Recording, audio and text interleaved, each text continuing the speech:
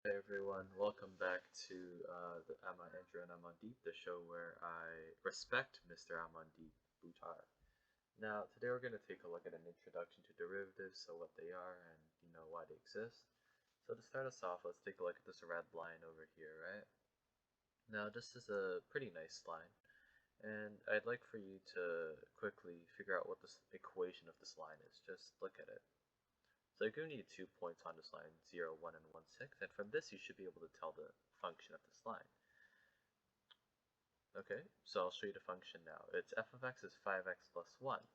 Now, to give you a recap, this is a linear function in slope-intercept form. This plus 1 represents the y-intercept, which is 1.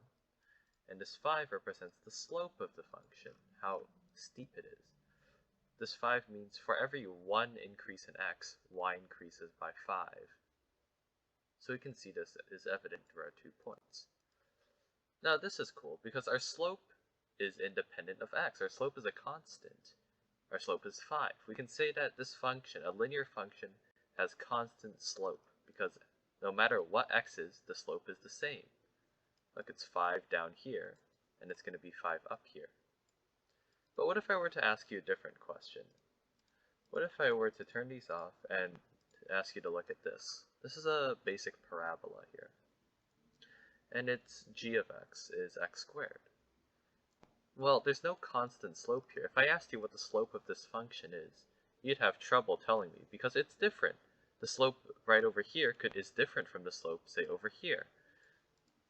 So how do we find the slope of a function that is not linear? Well, we need to figure out what that means first. So here I'm going to draw you a graph of the function. So this is our plot. We're just going to do this. There we go. Okay, so this is maybe, let's call this g of x is equal to x squared. Okay, just like in Desmos. Now, what we need to know is a tangent line. So the slope at a specific point on this graph will be the slope of the tangent line to that point. Suppose we wanted to find the slope at negative 2. X is negative 2, right?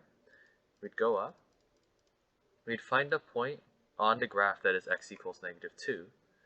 And then we draw a line tangent to that point. That means a line that only touches this one point and nothing else. So our line's going to look something like this. See? Like that. Of course, that's not perfect, but the idea is that the line is in such a way that it only touches this one exact point and nothing else. Then, well, we know what the slope of this line is because this is a linear function. So our slope here is going to be constant, meaning the slope of the function g of x at negative 2 will be the slope of this line. Similarly, we could have another different slope over here. Let's draw a tangent line to this point. Okay, it's not touching, but you get the idea. And the slope at, say, maybe this is x equals positive 2. Maybe the slope at positive 2 will be the slope of this line. Okay, so here in this folder, I've got a couple formulas, which you don't really have to worry about. But basically what it does is it gives us a little tangent line magic here. So this first point is the anchor point. I can drag A around, and A will move around the graph.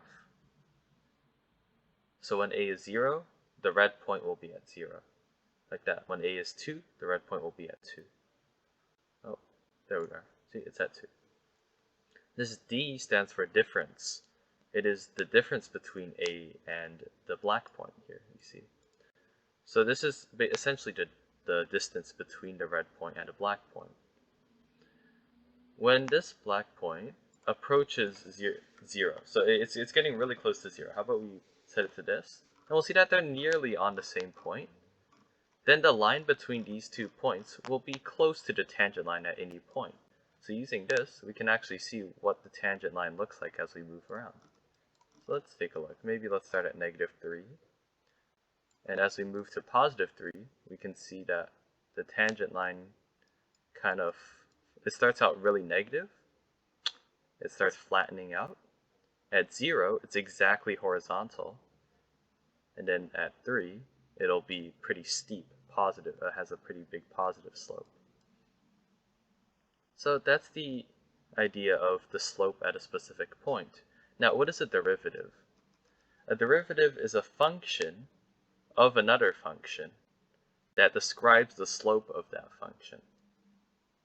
So that's a lot to take in, but let's say, okay, let me find the derivative of g of x. So the derivative will also be a function.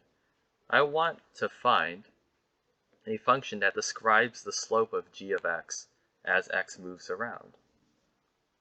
So going back to here, maybe at x equals -2, we can see that, okay, the slope is, it looks to be about -4, because we see that, okay, -1, and it starts at -1 and is at 0, and once we go to change x by 1, y changes by 4. So we can, okay, the slope is about -4. The same holds true for +2 here. So, okay, how can we define a function that would properly represent the slope at every point? I want a function where I can give it x, and it will tell me the slope of my original function at that point. This is where we use limits. So we're calling the definition of slope in the first place. Slope is y2, sorry, not y squared, y2 minus y1 over x2 minus x1. This is the definition of slope. It's rise over run. So if I were to have a function here, and maybe let's zoom in on one area of this function. So, well, it's the parabola again, but we're only going to be looking at the positive side of it here. So this is our parabola. We can say, okay, well, let's set x. X is here. Okay, this is the x value. And we're going to say, okay, what if I gave you another point here, x plus a? So this little distance here is going to be a. Then, okay, then I'll have another point on the graph, maybe over here. Now take a moment and try to figure out what the coordinates of these 2 points would be. So this x point here, what would this be? And what would the upper point here be? Okay, well, I hope you paused the video and checked, but this point, well, obviously the x value is going to be x. The y value is going to be f of x. And in this point, our y value will be x plus a. And our y value, sorry, that was our x value. This is our y value here, f of x plus a. Oh, would you look at that? We can find the slope between these 2 points, can't we? Because we have the x and the y. So let's find the slope. So let's say, okay, this is y, this is 0.2, this is 0.1. So let's use y2 minus y1. What's y2? F of x plus a. Minus y1, which is f of x, over x2, which is x plus a, minus x1, which is x. Okay, well, we can do a pretty obvious cancellation here. The numerator stays the same, but there's x minus x on the denominator, so let's just put this over a. So this represents the slope between these 2 points. However, a isn't a constant. We can change a. What if I were to say, okay, let me limit a to 0. If a approaches 0, then this expression will approach the slope of the tangent line at x. Because as a approaches 0, x and x plus a become about the same point. And so, the slope between the 2 points will be the slope of the tangent line at x. So this is the definition of a derivative. If I have given a function f of x, we can use this definition to find the derivative. So we can use limit a to 0 of f of x plus a minus f of x over a to find the derivative.